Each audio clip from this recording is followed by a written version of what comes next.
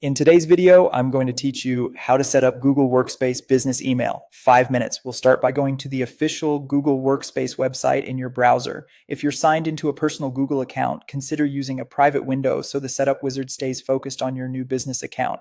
On the homepage, select Get Started or Start Free Trial. This opens a quick onboarding flow that guides you through the basics and gives you time to explore before you commit. You'll be prompted for your business name, the number of employees, and your region. This information helps Google tailor defaults like language, time zone, and organizational settings. Don't stress if you're unsure. These choices can be adjusted later in the admin console.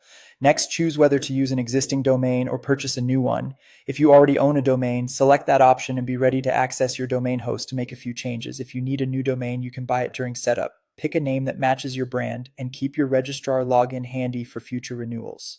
Create your administrator username and a strong password. This is the master account for managing users, billing, and security. Save it securely and add recovery options so you can regain access if you forget your credentials.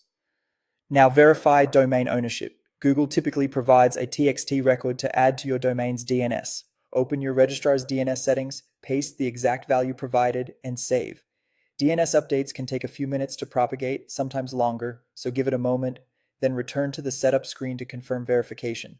Activate Gmail by updating your domain's MX records to Google's servers. The wizard shows the exact MX entries and priorities.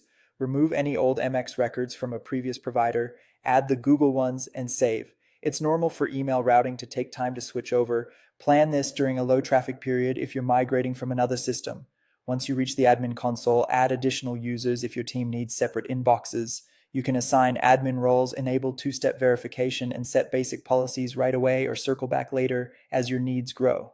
To keep things organized, create free email aliases, addresses like support or info that forward into your primary inbox. Aliases help you separate inquiries without paying for extra accounts, and they're great for filters and labels. Finally, pick a subscription plan so service continues after the 14-day trial. Compare storage, security features, and support levels, add billing, and you're all set. Your professional email is ready to go.